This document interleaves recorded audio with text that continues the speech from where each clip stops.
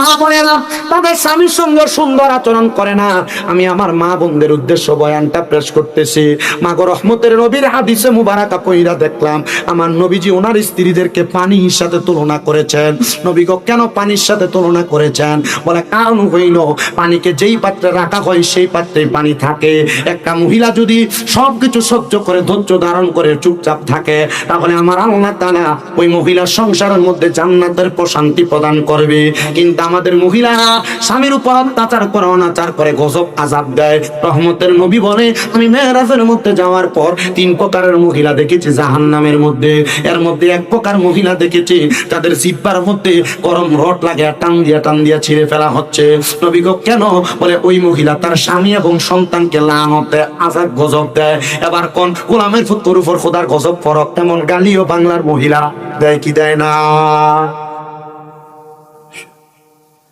একটু মুহাব্বতে দুরূদ শরীফ আদায় করে আল্লাহুম্মা সাল্লি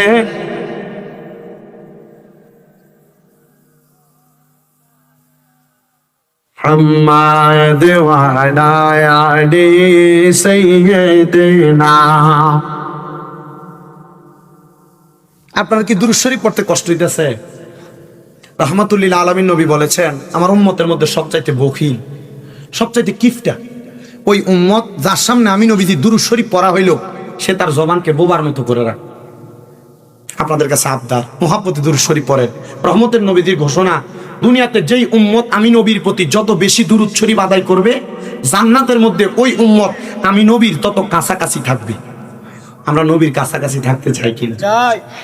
আসতে কইলেন আপনারা নবীর কাছাকাছি থাকতে চাই কিনা?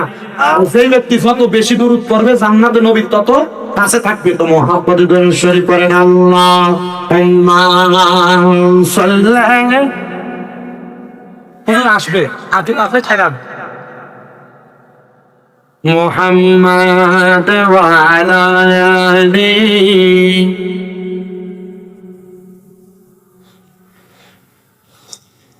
দেখছনি মন ভেবে বনে কেমনি করছ নবীর শানে নইলে থাকবা রোজ হাসরে মুহাম্মাদিয়া রাসূলুল্লাহ। আল্লাহুম্মা আসসালামু আলাইকুম মুহাম্মাদ ওয়া আলা আলি সাইয়্যিদিনা। আমার দুনিয়ার মুসলমান মা বোনদের কাছে আপনার মা বোনেরা স্বামীকে লানত প্রদান করবেন না। লানত প্রদান করলে জিহ্বার মধ্যে গরম রড লাগায় দিয়া আপনার জিহ্বাটাকে টেনে টেনে ছিঁড়ে ফেলা হবে। এ মুসলমান শেখ সাদির স্ত্রী যখন স্বামীর কাছে মাপ চাইছে আর আমরা বেরিয়াত মাপ চাইতো না, অন্যদিকে ফিরা থাকবো, মাপ চাইতাম না তার কাছে, কয়জনের রাগ কইরা বাপের বাড়ি ত্যাগ করে যাইব। কতক্ষণ না কেন মাপ চাইতো না, মাপ গো। অন্যদিন জামাইবো একসাথে ঘুমাইতো, সেদিন জামাইবোর ঝগড়া কইব অথবা স্বামী গায়ে হাত তুলবো, ওই দিন মাঝখান দিয়ে কোলবালিশ। অন্যদিন বাচ্চা এক সাইডে জামাইবো এক সাইডে, ওই দিন ঝগড়া করলে বাচ্চা মাঝখানে চলে আসে। মহিলারা মনে করছেন এটা আপনার ক্যাটারি, এটা আপনার গুন্ডামি। মনে রাখো গো মা, যদি কোন স্বামী স্ত্রী দুনিয়াতে হার ঝগড়া করে রহমতের নবী কয় তোমরা নারীরা রাত্রবেলা ঘুমানোর সময় স্বামী স্ত্রীর বালিশ হবে একটা। নবী গো কেন? বলে স্বামী স্ত্রী দুইজন যখন একসাথে লাইগা থাকবে আমার আল্লাহ তাআলা দুনিয়ার যত খালি জায়গা আছে ওই খালি জায়গা গুলা আল্লাহ রহমত দিয়ে ভরপুর করে দেয়। জামাই বউ ঝগড়া হয় না? কম না বেশি? আপনার কি কষ্ট হইতেছে? আমি বিলাতি ওয়াজি করি, আমি কিন্তু মোটামুটি সেতিও না, এটা আপনারা বোঝেন। আমি নর্মাল ভাবে কথা কই দেখি আলহামদুলিল্লাহ আমি আরেকটা কইরে আইছি। এটা শুকরিয়া আল্লাহ তাআলার। আমি সকাল 6টা 6:30 নাগাদ আসছি কিশোরগঞ্জ থেকে। আমার খুব কষ্ট হয়, কথা যে বলি অনেক কষ্ট হয়।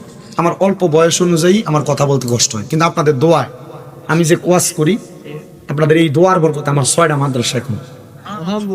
কয়টা? আসতে বলেন কি আপনারা? সুন্নি মাদ্রাসার দরকার আছে না? কম না বেশি? সুন্নিদের মাদ্রাসা না থাকার কারণে আজকে সুন্নিদের অনেক জায়গায় অধপতন আছে। এই যে বিভিন্ন জায়গায় মাজারটি ভাঙতেছে, আপনারা সান যতলা মাজার ভাঙছে, একটা লোক মাদ্রাসা নাই। এই মিয়া, যদি মাজারটির লগে যদি মাদ্রাসা থাকতো, মাদ্রাসায় যদি 2-4-500 ফোলাফাইন থাকতো, যে ফকিন্নির ফোলারা মাজার ভাঙতে হয়েছিল, যদি আল্লাহ পাক রাব্বুল আলামিনের ওই বান্দারা মাদ্রাসার 200-300 ছাত্র যদি 200-300 লাড়ি লয়ে ধরে নিতে, ফকিন্নির ফোলার খবর থাকতো? তাহলে ওই মাজারের খাদেমরার বিরুদ্ধে আমি কেন? এই মাজারের খাদেমরা যা গরু হয়েছে, ছাগল হয়েছে, এটি দিয়ে নিজের পকেট বাড়ি করছে। কথা কন না কা? ঠিক না? যদি মাদ্রাসা করতো, মাদ্রাসার যদি 4-500 পোলাপান থাকতো, এই পোলাপান যদি দৌড়ানি দিত, মাদার ভাঙ্গার সাহস ছিল কোনো ফকিন্নির বলার? তাহলে দোষ কি মাদারওয়ালার না মাদার খাদেমদার? এই খাদেমদারে প্রতিহত করেন আপনারা, আছে না? যখন মাজারটি ভাঙতেছে তখন আমি মাজার ভাঙ্গার পক্ষে আছিলাম। হ্যাঁ হুজুর, কি মাজার ভাঙ্গার পক্ষে? আপনারা শুননি? হ্যাঁ আমি শুননি, কিন্তু আমি ওই মাজার ভাঙ্গার পক্ষে আছিলাম। আমি কইছি শুধু মাজার যে ভাঙতেছ ইচ্ছা মতো ভাঙ্গো, কিন্তু এরা যে মাজার ভাঙছে উপরে ইটটি শুধু ভাঙছে। আমি কইছিলাম তলাটা পর্যন্ত খুঁড়া দেখ, আল্লাহর ওলিরা যদি সত্য হয় ওই জায়গায় জিন্দা আছে। কথা কোন ঠিক কিনা? আমি আল্লাহকে পক্ষে আছিলাম। আর এই জন্য চাইয়া দেখেন, যে মাজারের আন্ডারে মাদ্রাসা আছে, কই রেশবে দরবারে মাদ্রাসা আছে না? ভাঙে না কা? পাড়াই লিব কথা কন। সাফুর দরবার মাদ্রাসা আছে না? ভাঙে না কা? আব্দুল্লাহ গাজীপুরের দরবারের পাশে মাদ্রাসা আছে না? ভাঙে না কা? বোঝা গেছে এই মাজারের খাদেমরা ব্যবসা করছে না, মাজারের লোক মাদ্রাসা কইরা সুন্নিয়তের ঘাটি দ্বারা শক্ত করছে। আপনারা আমার লাগে দোয়া করেন, আপনাদের দোয়া কুমিল্লা শহরের চকবাজার নূরপুর সমনিতে তাহফিজুল কোরআন ইন্টারন্যাশনাল হিফজ মাদ্রাসা, এই মাদ্রাসা সহ মহিলা মাদ্রাসা, পুরুষ মাদ্রাসা সহ মোট 6টা মাদ্রাসা। আর 6টা মাদ্রাসা 1170 জন ফোলাফাইন। আর শামীম দাদা 1170 জন ফোলাফাইন লইয়া কুমিল্লা বিশ্ব রোডে নামলে গোড়া হয়ে যাইব, গোড়া। আমরা ফোলাফাইন লইয়া নাইম না, আমরা দেশের অরাজকতা তৈরি করি না। আমরা আহলে সুন্নাত ওয়াল জামাতের মানুষ, শান্তি প্রতিষ্ঠার মানুষ, ঠিক না? আমরা ফোলাফাইন দিয়ে যুদ্ধ করাই না। ফোলাইন দিয়ে বিখ্যাত এটা করাই হই না। আল্লাহ বুঝার তৌফিক দাও। ফোলাফাইনের মা বাবা আমার কাছে দিল টিয়া দিয়ে ফরাইতে, আমি ফোলার নামাই দিছি, মারতাম। বাদ দাও, এটির কথা বাদ দাও। এটি যার খুশি মুশকিল। আল্লাহ কারো স্বার্থের বাহিরে কোনো কিছু চাপাইয়া দেয় না। এরা ভিক্ষা করতে পারবো, এর লেগে আল্লাহ এরা তৌফিক দিছে, ওই জায়গায় দিছে। সুন্নি ফোলাফাইন ভাবতো না, লেগে দিছে। আমি যখন মাদ্রাসায় পড়ছি, লজিং ছিলাম, লজিং। আমি যখন ছোট কারিয়ানা মাদ্রাসায় পড়ি তখনও লজিং ছিলাম। যে ঘরে খাইতাম আমার আত্মীয় হয়, মানা করে দিছে। মানা করার পর 2 বেলা খানা খাইছি না। আমার হুজুরে আমার দিকে তাকায়, কিতারে তোর মুখটা তো হোঁড়া দেয়া যা। আমি কইলাম হুজুর আমি যেন খাইতাম আমার না করে দিছে। কত না আত্মীয়? আমি কইলাম হুজুর আত্মীয় খাওয়াইছে না। হুজুর অসুবিধা নাই, আমার ভাতটি অর্ধেক করে খা। তো হুজুরের ভাতে, হুজুর মুরব্বী মানুষ ছিল, ভাত একবার জাউয়ের মতো, আর ডাউল দিত, ডাউল দিয়ে কোনো রকম খাইতো, বাড়ি বাঘ মারা। ওই হুজুরে আমারে কইছে খায়ালা, আল্লাহ উত্তম ব্যবস্থা করে দিব। তখন আমি আমার চোখের পানিরই ফরছে আর খাবারটা খাইছি। ঠিকই আসরের নামাজের সময় এক লোক আইয়া কইতেছে যে হুজুর একটা ফুলা দেন না, আমার নাতিটার ফরাইতো। আল্লাহ রহমতে 3 বেলা না 4 বেলা খানা খাওয়াইছে আমার। ওই লোকটা মারা গেছে, দোয়া করবেন তার জন্য। 4 বেলা খানা খাওয়াইছে। আমি আল্লাহর কাছে কইছি, আল্লাহ এই কষ্টর পরিশ্রমের পড়ালেখা আমার এটা একবার নির্দ্বিধা একবার বৃথা চলে যাবে যদি আমি দুনিয়াতে কিছু না করতে পারি। আল্লাহ আপনি আমার দিয়ে কিছু করান। আল্লাহ করাইছেন মাদ্রাসা। আমার জীবনের সবচেয়ে বড় একটা স্বপ্ন, সুন্নি একটা বড় কমপ্লেক্স আমি নিজে করতাম, যেটাতে একবার বড় মাদ্রাসা, বড় একটা দর্শে নিজামি থাকবে, যেটাতে মহিলা শাখা থাকবে আলাদা, যেটাতে একটা বড় মসজিদ থাকবে, এমন একটা করতাম। আমার বড় স্বপ্ন, কিন্তু জানি না জীবনে ইনকাম করে করতে পারবো নি। আপনারা শুধু দোয়া করবেন আল্লাহ আমার করার জন্য তৌফিক দেন। দোয়া করছেন না আপনারা? আর শামীমরা জানা বড় বড় কয়েকটা আলেম তৈরি হইতে এমন দরকার না?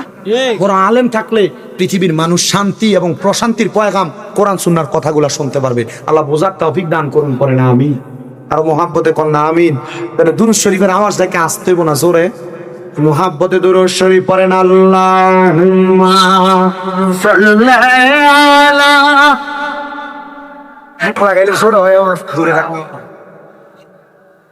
মুহাম্মাদ ওয়া আলা আলিহি।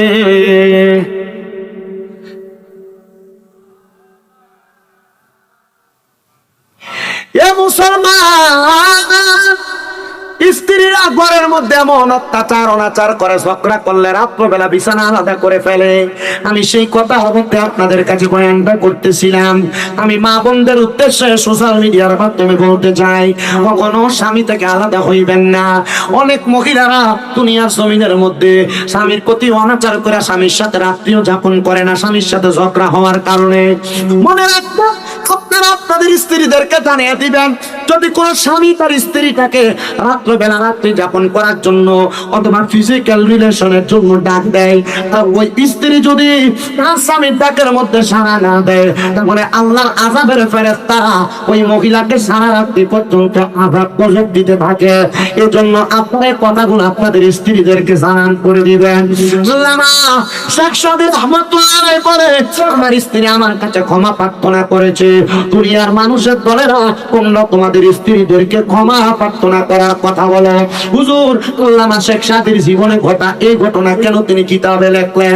উনি এটা দিয়ে বুঝাইছে, আমার স্ত্রী ছিল নমনীয়, আমার স্ত্রী ছিল ক্ষমা সুন্দর দৃষ্টিতে থাকা মানুষ, এজন্য মানুষ যেন এটা পয়রা শিক্ষা গ্রহণ করে। আমি এই জন্য কথাটা আমার কিতাবে উল্লেখ করে দিলাম। আল্লামা শেখ সাদী আপনার সামনে যায় না, চাঁদ খাবার খাওয়ার জন্য রেডি হয়ে আছে। উনি বলেন, আমি পেছনের দরজা দিয়ে জঙ্গলের মধ্যে যাইয়া লাকড়ি কুড়ানোর জন্য যখন প্রবেশ করলাম, আমি লাকড়ি নেওয়ার জন্য গাছের আগার মধ্যে উঠছি, কান্দি ভাঙতে ভাঙতে লাকড়ি নিচে ফালাইলাম। এমন টাইমে একটা বাঘ আইসা আল্লামা শেখ সাদীকে খাওয়ার জন্য নিচে দাঁড়ায় আছে। ওই বাঘটা আরামে লুকানো। আল্লামা শেখ সাদী নিচের দিকে তাকায় বলতেছে, এত লাকড়ি জোগাড় করলাম, কিন্তু আমি একার পক্ষে লাকড়িগুলা বাড়িতে নেওয়া সম্ভব না। আল্লামা শেখ সাদী এই চিন্তা কইরা উনি বাঘটাকে দেখে মনে মনে সাহস পাইলেন, না না একা নিব না, বাঘের পিঠটার মধ্যে চড়াইয়া চড়াইয়া লাকড়িটা বাড়িতে নিব। আপনারা বলেন, এই বাঘকে কন্ট্রোল করার ক্ষমতা আল্লাহ ওলিদেরকে দিয়েছেন একজন, তিনি কে? আল্লামা শেখ সাদী নাইমা ভাগরে ডাকা, সামনে আসেন, লাকড়িগুলা বুঝাই করে নিয়ে যাই। লাকড়িগুলা বুঝাই করছেন, বুঝাই করে বাড়িতে নিয়ে লাকড়িগুলা পেছনে রাইখা সামনে আসছেন, ছাত্রের সঙ্গে কথা বলবেন। ছাত্র উস্তাদের এমন কর্মকাণ্ড দেখে বড় অবাক হয়ে গেছে। কিরে, ভাগ কন্ট্রোল করে ফেলে এমন একজন উস্তাদ আমার, আল্লাহ পাকের বন্ধু। এবার উস্তাদ সামনে আসার সাথে সাথে ছেলে ডাক দিয়া কই, হুজুর আপনি এত বড় আলেম মানুষ, আপনি একটা বাউন্ডারি কন্ট্রোল করতে পারলেন, বউটারে কন্ট্রোল করতে পারলেন না। ওস্তাদ কই, কি রে ছাত্রী কি আমার সব যা হয়েছে সব শুনছে? হ্যাঁ শুনছে। হুজুর আপনি ভাগকে কন্ট্রোল করা বাঘের পিঠের মধ্যে কইরা আপনি এত সুন্দর করে করে আপনি আপনার লাকড়িগুলা নিয়ে গেলেন। হুজুর বাড়ির মধ্যে আপনার একটা বউ বেডি মানুষ, এটারে কন্ট্রোল করতে পারলেন না। আল্লামা শেখ সাদী কয়, না না তুমি মনে কষ্ট নিও না, তবে সাবধানে কথা পর মানুষের কাছে বলবা না। ওই ছাত্র ডাক দিয়া কয়, হুজুর আপনার এলেমের জোর আছে, আপনার এলেমের পাওয়ার আছে, আপনি চাইলে তো আরেকটা বিবাহ করতে পারেন, আপনি চাইলে তো আরেকটা স্ত্রী গ্রহণ করতে পারেন। আল্লামা শেখ সাদী জবাব দেয়, 3 শয়তান ফালতে পারি না, তুমি আবার আরো 2 শয়তানের দায়িত্ব নিতে বলো, কারণটা কি? ছাত্র থ হয়ে গেলেন, হুজুর কি বলেন, 3 শয়তান পালতে পারেন না, আবার 2 সন্তানের দায়িত্ব নিবেন, মানে 5 শয়তান। হুজুর এটার কারণটা কি বলেন না? বলে, শোনো, আল্লাহ তাআলা একজন পুরুষকে ধোঁকা দেওয়ার জন্য একটা শয়তান তার সাথে দিছে, কিন্তু একজন নারীকে ধোঁকা দেওয়ার জন্য 2টা শয়তান নারীর সাথে নিযুক্ত করেছেন। এখন যদি আমি আরেকটা বিবাহ করি, তাহলে আমার ওই স্ত্রীর সাথে তো আরো 2টা শয়তান নিযুক্ত হবে, ঘরের একটাই কন্ট্রোল করতে পারতেছি না, তাহলে আরেকটা স্ত্রী গ্রহণ কইরা আমি কেমনে কন্ট্রোল করব, তুমি আমারে বলো না। বলে, হুজুর না না না, তাহলে লাগবে না লাগবে না, হুজুর এখানেই যথেষ্ট, আলহামদুলিল্লাহ। মনে রাখবেন, স্ত্রী মানুষ, ওদেরকে আল্লাহ তাআলা আদম আলাইহিস সালাতু ওয়াস সালামের বাম পাজরের বাঁকা হাত দিয়ে তৈরি করেছে। আপনি যদি সোজা বলেন এরা বাঁকা বসবে, আপনি বাঁকা বললে এরা সোজা বলবে। এই জন্য আপনি যতটুকু সম্ভব আপনার স্ত্রীকে সুন্দর সুন্দর শব্দ দ্বারা সমর্থন করে বোঝানোর চেষ্টা করবেন, কখনো আপনার সংসারের মধ্যে অশান্তি হবে না। কারণ রহমতের নবীর ঘোষণা, একজন স্ত্রী যদি কুফুমিলা যদি সংসারে সুন্দরভাবে চলাফেরা করে, তাহলে সংসারটা সুন্দর জান্নাতের বাগান হয়। কিন্তু স্ত্রী যদি সংসারের মধ্যে কুফু না মিলে আসে, অশান্তি তৈরি করে, তাহলে দেখবা ওই সংসারটা জাহান্নামের চাইতে নিকৃষ্ট হয়ে গেছে। বলে, হুজুর কেন? হ্যাঁ রে মুসলমান, শুইনা রাখো, ঘরের বউ যদি বলা হয় সংসার জান্নাতের মতো আরাম, কিন্তু ঘরের বউ যদি অশান্তি করে, এর চাইতে বড় অশান্তি আর বাংলাদেশে নাই।